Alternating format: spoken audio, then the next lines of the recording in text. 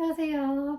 지난 시간에 박정희 정권이 끝나고 이제 독재자가 죽었으니까 민주주의가 왔을까? 라고 해서 끝냈었죠. 자, 근데 보세요. 누구예요? 전두환 정권이에요. 민주주의 왔어요? 아직 안 왔습니다. 안타깝죠. 근데 우리가 어떻게 민주주의를 찾아가게 됐는지 이 전두환 정권을 꼭 배워야 해요. 그래서 이번 시간에는 전두환 정권에 대해서 보도록 하겠습니다. 대통령이 갑자기 죽었어요. 총 맞고. 그래서 그 밑에 있던 최규하도 군인이었거든요, 당시. 최규하가 그 정권을 이어받게 되면서 최규하가 대통령이 되는데, 최규하가 대통령이 됐지만 혹시 서울의 봄이라고 하는 영화 보신 분은 대략 아시겠지만 전두환이 12.12 사태를 일으켜요. 12월 12일에 권력을 쟁취를 합니다. 그래서 최규하로부터 사인 받아내고 해서 자기가 정권을 이어받으면서 독재 시대가 다시 시작이 됐습니다. 군인에 의한 독재가 다시 시작이 돼요. 그러다 보니까 전국적으로 이거에 대한 반대 운동이 일어나는데 그 가운데서도 가장 반대 운동이 강하게 일어났던 곳이 전라남도 광주였습니다. 광주에서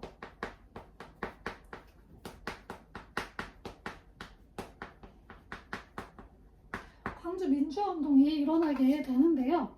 5월 18일이요. 1980년 5월 18일. 이게 5월 17일이라고 말씀하시는 분도 계시고 해서 그쯤이거든요. 5월 17일에도 당연히 일어났고 그쯤에서 계속해서 민주화운동이 이루어졌는데 이때 이 민주화운동이 어떻게 일어났냐면 대학에서 이제 동맹휴학도 하고 학생들이 주로 대학생들이 지식인 지금도 뭐 당연히 똑똑한 분들 많지만 지금이랑 다르게 당시의 대학교는 진짜로 공부하는 사람들이 많이 갔어요. 그래서 굉장히 지식인들이 많았거든요. 그래서 그 지식인들이 다 같이 뭉쳐가지고 전두환 정권에 대항하는 그 시위를 많이 했어요. 대학생들 중심으로 보통 시위가 많이 이루어졌어요. 그러다 보니까 그때 전남대를 이제 중심으로 일어났었는데 그러다 보니까 이제 정권에서는 전남대에 대한 탄압이 좀 심해졌고 그러면서 더 강하게 맞붙게 된 거죠. 그러다 보니까 이제 하지 말아야 할 짓을 했어요.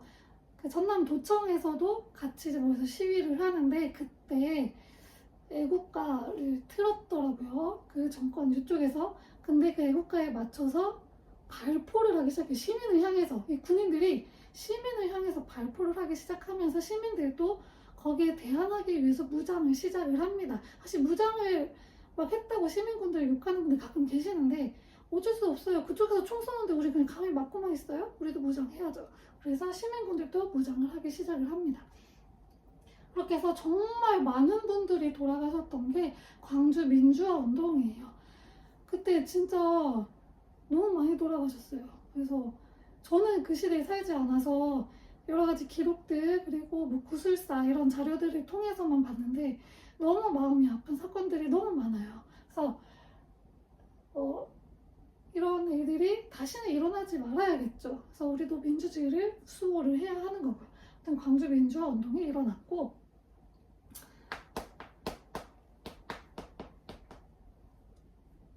시민수습 대책위원회가 수립이 되게 되었습니다. 그리고 이때 약간 반미운동이 좀 확산이 돼요. 그래서 그 미국 문화원 같은 데가 불태워지고 했거든요. 이때 미국이 좀 묵인했다라고 하는 그런 이야기들이 돌기 시작을 하면서 반미운동이 퍼지기 시작을 하였습니다. 그리고 이 광주 민주화 운동이 진압이 되고 난 다음에 전두환이 본격적으로 이제 권력을 받아서 대통령이 되면서 전두환 시대가 열리는데요. 전두환은 국가 고위 비상대책위원회를 만들어요.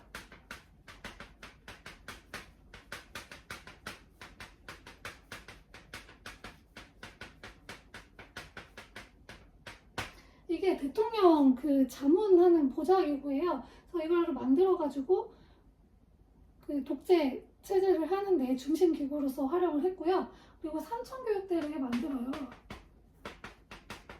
이게 사실 당시에 조폭들이 너무 길가에 많이 돌아다녔대요. 그래서 조폭 잡는 데는 진짜로 효과가 좋았기는 한데 거기서 멈췄으면 좋았을 텐데 조폭만 잡은 게 아니고 자기 정권에 반대하는 그런 움직임을 보이는 사람들은 모두 다 잡아갔고, 그리고 이 실적 채우기에서 여기서 일하는 사람들이 그 사람들 잡아간 인원 수대로 실적이 좀 쌓이나 봐요. 그래서 그 실적을 쌓기 위해서 죄 없는 사람들도 많이 잡아갔다고 합니다.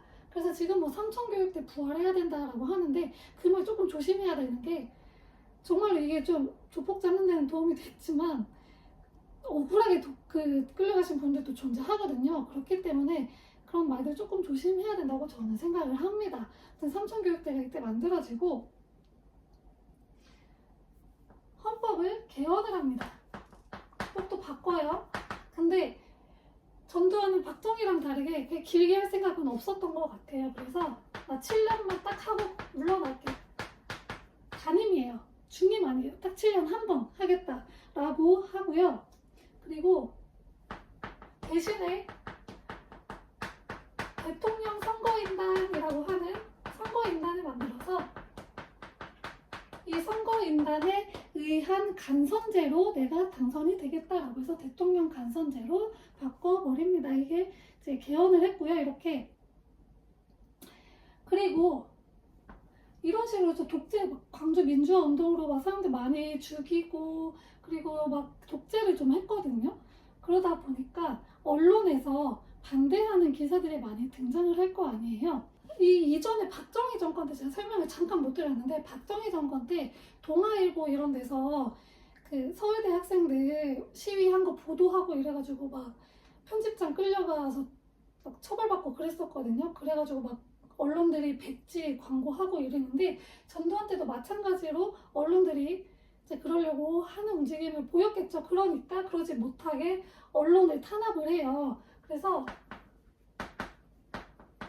전두환 때 보도 지침이라는 걸 만들어요. 박정희 정권 때 프레스 카드제 만들고 전두환 때 보도 지침이라는 것을 만들어가지고, 보도 지침은 그거예요. 위에서 그 기사의 방향을 정해주는 거예요. 이런 기사는 실지 말아라. 이런 거 뉴스로 뭐 하지 말아라. 라고 방향을 정해주는 거죠. 보도 지침이 내려와서 이때 이제 언론 탄압을 시행을 합니다. 그런데 이렇게 막 쪼기만 하면 사람들이 엄청 들고 일어나잖아요. 그래서 유화책을 펼칩니다. 그래서 북풍 81이라고도 하고요. 뭐 그때 막 프로야구단도 창당을 하고, 그리고 교복하고 두발이 이때 자유화가 돼요. 그리고 미스코리아 이런 것도 막 하고, 그리고 야간 통행 금지가 있었는데 그거 폐지하고, 이런 식으로 유화책도 해서 사람들이 눈을 가립니다.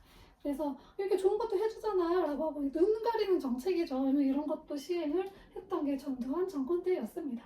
자, 그런데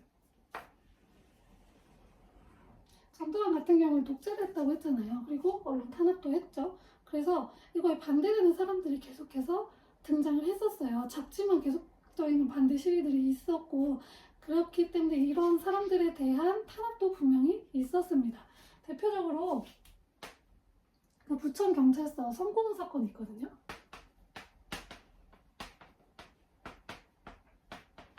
그리고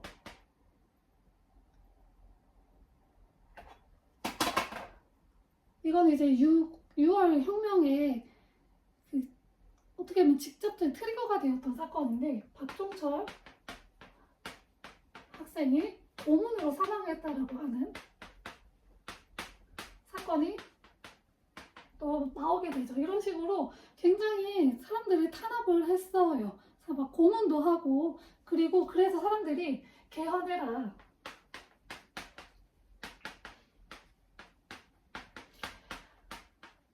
박정희 때는 100만이었잖아요. 전두환 때는 개헌 청원 1000만인 서명운동이 일어납니다. 그래서 개헌하세요. 이 전두환 같은 경우에는 7년 단임의 간선제뿐만 아니라 그 전에 박정희가 갖고 있던 국회 해산권이라든지 이런 독재적인 권력을 그대로 갖고 와요. 그렇기 때문에 개헌해라 라고 요구를 하게 돼요, 사람들이. 그러자 전두환은 4월 13일에 나 헌법 지킬 거야 4.13 호헌 조치라고도 하는데 나 헌법 안 바꿔 헌법 지킬 거야 라고 선언을 해버립니다. 그러자 이 박종철이 고문으로 사망했다는 것까지 밝혀지면서 6월 민주 항쟁이 6월 혁명이라고도 불러요. 왜냐면 이걸로 바뀌었으니까. 6월 혁명이 일어나게 되었습니다. 1987년 6월이고요. 이 혁명이 어떻게 보면 성공이 되어서 전두환이 오케이 알았어. 6.29 선언을 6월 29일에 선언을 합니다. 대통령 직선제로 바꿀게.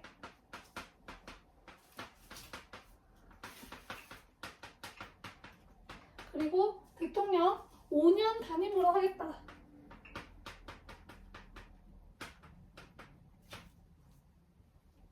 5년 단임의 대통령으로 바꾸고요. 그리고 나서 또 헌법재판소를 만들어요.